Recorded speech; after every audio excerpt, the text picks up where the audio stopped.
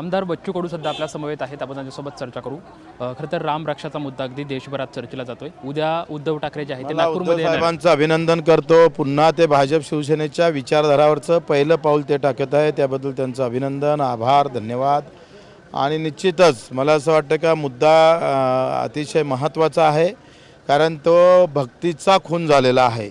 ज्यांनी भक्तिपोटी आपला निधी तिथं दिला त्याचा खून होत असेल तर निश्चितच त्या सगळ्या संदर्भात केंद्रानं आता निर्णय घेणं किंवा अशी कारवाई करणं गरजेचं आहे। एकनाथ शिंदे मुख्यमंत्री होणार आहेत याचे संकेत खरं तर यापूर्वी तुम्ही दिलेले होते, मात्र आता काही दिवसांमध्ये आगामी ह्याच्यामध्ये फेरबदल होणार आहेत राज्यात असे संकेत मिळतात। यावर काय तुम्ही भाष्य करा? त्या विषयावर मी सध्या बोलणार नाही। एकच विषय तुम्ही दर हप्त्यानं तेच विचारत आहे, मुख्यमंत्री कोण होणार आहे, मुख्यमंत्री कोण होणार आहे।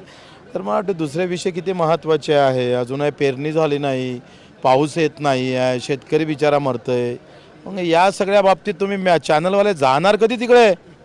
आज नियोजन बैठकीत काय संदर्भात ठरलंय का अमरावतीमध्ये पाऊस नाही? नियोजनच्या बाबतीत मी बोललो का अधिकचा हेड निर्माण करा आणि एकंदरीत जे काही सावट दिसतं दुष्काळाचं त्यावर आपण सज्ज असलो पाहिजे। बाहेर मेंढपाल आंदोलनासाठी बसलात, बच्चू कडू जाणार का तिथं मेंढपालाचे ते प्रश्न घेणार? उद्या एकंदरीत आपण बघू शकतोय की राम मंदिराचा जो मुद्दा आहे त्या मुद्द्यावरती एकंदरीतच सर्वांनी आवाज उठवला पाहिजे अशी प्रतिक्रिया जी आहे ती बच्चू कडूकडून आपल्याला घेताना पाहायला मिळते। कॅमेरामॅन अनिकेत सोबत लक्ष्मण जाधव, TVN मराठी, अमरावती।